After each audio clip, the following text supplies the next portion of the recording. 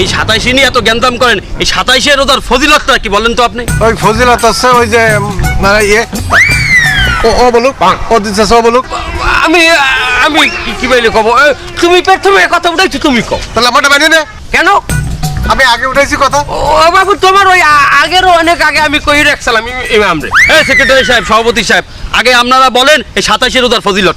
আসলে তুমি একটা বিয়ে খেলে, তুমি দেখতেছো লোকজনের সামনে, আমি পারতেছি না, আবার তুমি তাই জিজ্ঞেস করতেছো আমারে। এই সেক্রেটারি সাহেব, আপনি বলেন। তবে কদরে ওই দিন আমরা সবাই অনেক মানুষ ইফতার করি। তারপর আমরা ওই দিন গোসল করিয়ে মসজিদে আই, তারপর আমরা হারারাইতে আমরা এ মসজিদ ও মসজিদ নামাজ পড়ি, তারপর আমরা ছেয়ারি খাইয়ে আমরা তাড়াতাড়ি ঘুমাই পড়ি। দেখুন হইলে আপনি ফজর নামাজ পড়বেন না? বাবু, হারারাইত তো নামাজ পড়ে মানুষ, তা ওই দিন আর কি ফজরের নামাজটা একটু মিস হই।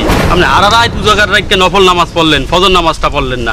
এই শোনেন, আপনারা যে মসজিদে ইফতার যেতে চাচ্ছেন, মসজিদে ইফতার না দিলেও চলবে, এটা আল্লাহর ঘর। আপনারা দেখছেন রাস্তাঘাটে ভ্যান চালায় লোকজন একটা মুড়ির ঠোঙ্গার ভিতরে অল্প কটা ছোলা দিয়ে সারাদিন পরে খায়। আপনার তো শুনছি আপনি বাড়ি এত ইফতারি নষ্ট করেন। আপনারা বাইরে যান, রাস্তায় যান, কত মানুষ ইফতারি না খায় থাকে, তাই দেখেন, ফুটপাতে দেখেন। আপনারা 27 রোজা নিয়ে চিল্লাপাল্লা করেন, 7 মাস আপনারা কোথায় ছিলেন? আরে সবে কদরের রাত যে কোনো বেজর রাত্রি হইতে পারে, সেটা 21 রোজা হইতে পারে, 27 তারিখ হইতে পারে, আপনারা যে কোনো একদিন যেতে পারেন।